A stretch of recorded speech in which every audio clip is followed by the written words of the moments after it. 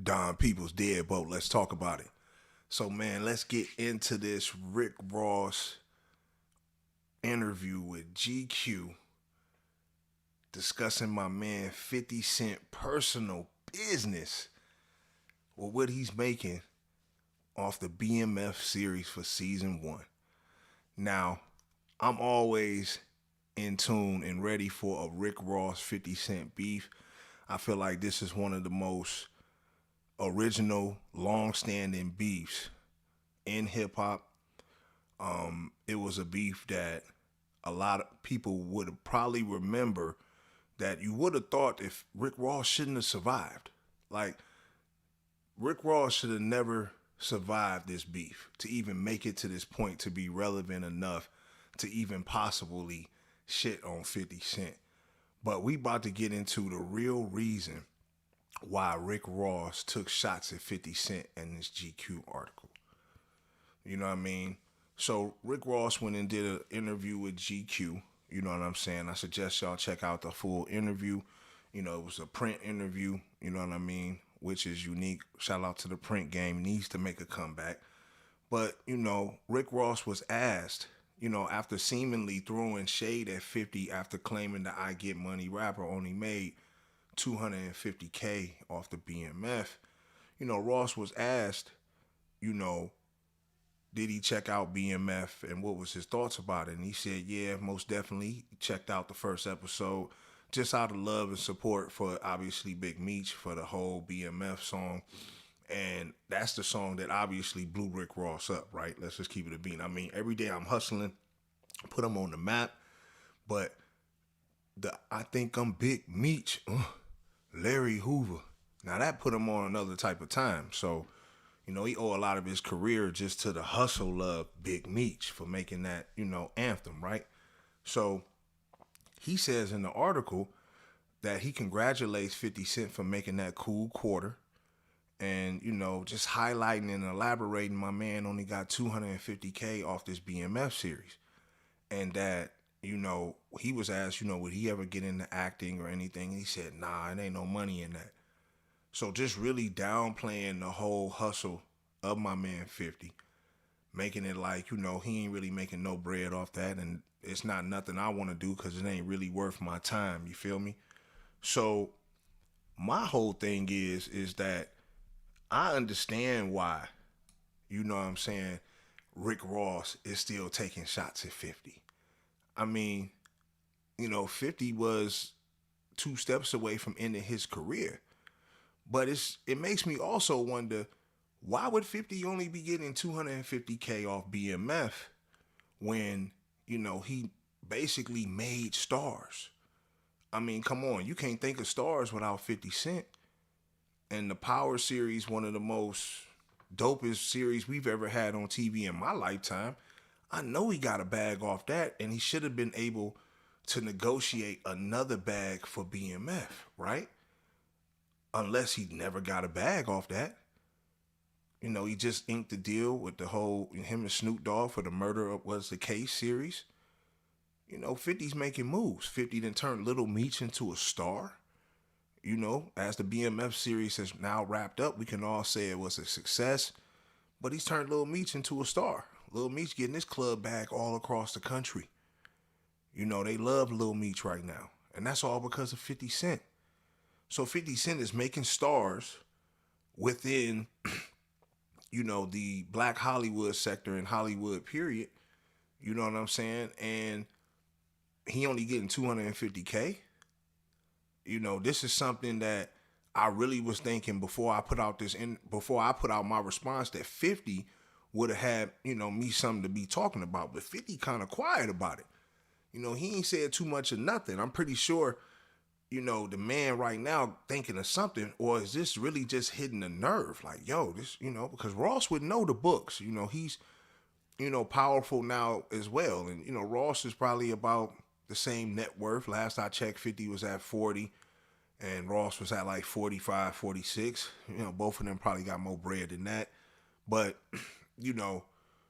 these two dudes and why they beef and why it's lasted over 15 years, I think 50's really ready to move past it. I think Ross will never be willing to move past it. I think he loves the fact that he, now looking back on it, can stand on his own too, owns multiple wing stops, has made great investments, and, he can kind of look and be chin to chin, or if not ahead of 50 in certain areas. But I mean, 50, man, let's go back to the beef. I mean, 50 really tried to end this man's career. I mean, he was the first to really, fly a nigga baby mama out, take her shopping, give her an experience. You feel me? She writing a tell-all book. He got his other baby mama porn. You feel me? I'm talking about crazy shit, right? Got one, he taking shopping. He could have banged her if he wanted to, gave her to the homies, whatever. And the other one, he got her porn tape, and it's a dusty ass tape with some dusty ass nigga on there. Like, Ross wasn't a star at this time. Ross wasn't a major household name at this time. I mean, yeah, he had Every Day I'm Hustling and he was making his bones, but Ross wasn't the boss for real at that time. So this was danger, right? Like he hitting them with just stuff that normal people wouldn't be able to get around. Let's not forget how he did Ja Rule. I mean, we talking 48 laws of power. He destroying his enemies. Ja Rule was never able to come back from that. Really finished his career. So he's applying this same pressure to Rick Ross. The same energy Ross is getting. He's hitting them on personal levels with affecting his family. Obviously, he attacking everybody around him. He was getting into it with Khaled at the time. The whole Terror Squad, Fat Joe. I mean, 50 was really going at everybody, but he really had his nuke centered on Rick Ross. He wanted to destroy Rick Ross. And knowing what he probably knew, right? Like, man, Rick Ross a fake ass dude. 50 was a real street dude out the street. You can love him or hate him, but he really was in these streets. Rick Ross, on the other hand, a lot of this stuff can be, looked at as, bruh, you was really fabricating on a different type of time. You feel what I'm saying? So when 50 kept going at him and exposing all these different parts of the character, I think the ultimate thing that came out, and which was real crazy, like when it dropped, is when my man, did the Curly situation, the pimping Curly. I mean, he really went into character with trying to assassinate Rick Ross with the This Is 50. At the time was rivaling World Star Hip Hop. This was full IG and all that stuff, Twitters and all that. It was World Star and it was This Is 50. And 50 had his own platform. He was introducing this character, and he just really was going at Rick Ross' head. Like, you know what I'm saying? Like, just exposing everything about him. I mean, making cartoons about the guy. You know what I'm saying? And mind you, 50 was on his bullshit then. 50 was, not too far removed from the Massacre, which did great numbers. He had his album, I think, with, Kanye. I think that had just dropped or right after it dropped or whatever. So, 50 was really still in the mix. And then he drops a bomb. The whole, Rick Ross being exposed as a CO was just crazy to me. I mean, first you take a drug dealer's name, right? And, it was always, because I've interviewed Rick Ross a couple of times, and I used to always be like, man, homie just seemed like he always in character, like he ain't himself.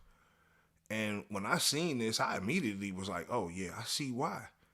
And I can also see why they would elevate Rick Ross up the ladder, right? Because for you to be in, winning awards at that, like you was winning awards while you was a CO. So you was like the big dog for real. It's easy to move you up the ranks because you went through certain Masonic things already, right? You was already knowing how to play the game, and you was already into putting niggas behind bars. Now you came and gave an elaborate story after you got exposed and had to basically be forced. After you got exposed, niggas still had to force you to kind of say what it was, and then you come up with something like, well, everybody needed somebody, the hustlers. I was the dude, who would make sure everything was straight, being the CEO, everybody had to play their role, everybody had to play their part. So 50 immediately started going in, dropping the Officer Ricky cartoons, which I thought was genius. You know, he had Khaled in there. You know, he had everybody. Fucking T-Pain.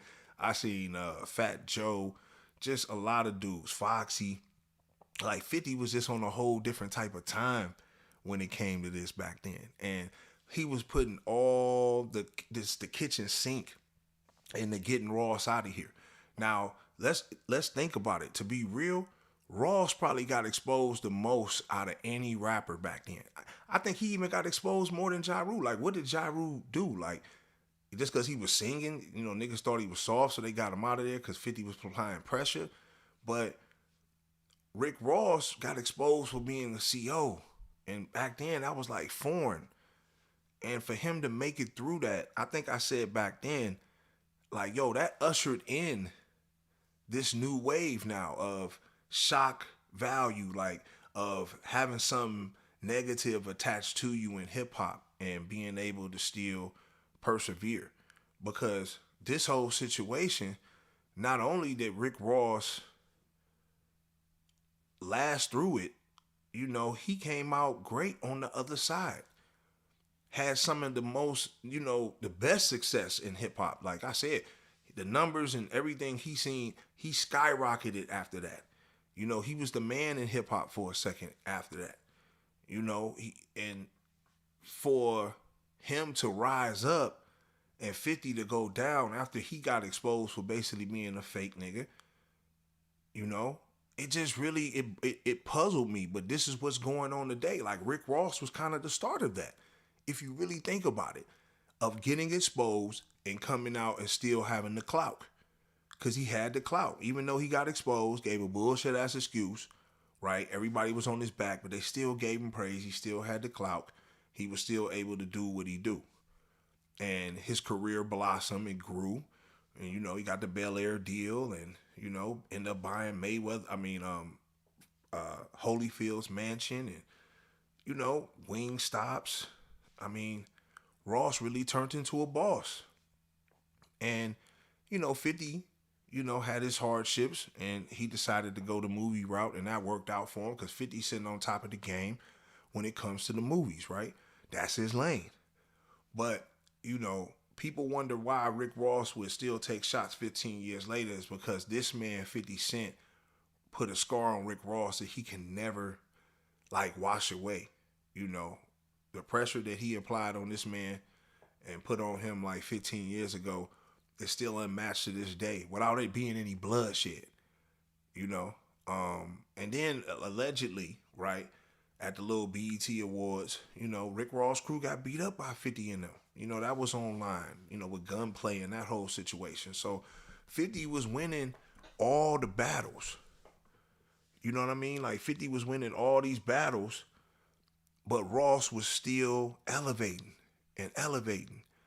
And, you know, I couldn't really put my hand on it. I was like, yo, I couldn't put my finger. I'm like, yo, why is Ross still elevating after being exposed and basically destroyed by 50? You know, it just makes you wonder. But like I said, he started that whole lane of getting exposed and getting clout off, getting exposed and getting proven as a fraud. Because now you see what's going on in hip hop. It's common. Like, it's not even nothing new. And then like with Rick Ross, we don't even think about these days no more. Like of the CO, and just when he was at a very corny space, like where he really could have got put up out the game. So this is the real reason why he's on 50's back and why he's going to expose him every chance he get and why he probably loves and really just in love with himself that he probably has more money than 50 and is more successful than 50. Now, in the long run, we going to see because, you know, they still got some living to do. And if he keeps having success with his shows, then 50 is going to get to a real major place in a real major bag. It just, you ain't going to be able to prevent that, right? Because movies and entertainment rules all. So I'm really anxious to hear 50's response on this situation. I know he got something coming. I know it ain't just 250K. It got to be 250K and then it go up to, you know, millions afterwards, right? I know it got to be better than that. You a hustler. So I think Ross only putting out like the little bit, like the shit that make 50 look bad. You feel me? But I think overall, for Ross to survive 50 Cent and everything that 50 tried to do to him, you gotta salute that. You gotta salute that. And you can't, you know what I mean? You can't look at it no other way than, you know, Ross has a right to still take jabs at 50 even 15 years later based on what 50 did to him. You feel me? Like I said, man, try to destroy you, take you out the game. Of course, you got a right to motherfucking still be on his neck 15 years later. But y'all get in the comment box, man. Y'all let me know what y'all think. Do y'all feel like Ross has a right to still take shots at 50 over a decade later based on what 50 tried to do to him? Or should Ross be the bigger man and just leave that shit alone and both of them get their money in their space? Or are we ready and do we want to see a 50 Ross beef? Or better yet, would we want to see a 50 and Ross versus, which I feel would be the best versus in history if they can get both of them men to come in. For the record, Ross said he with it.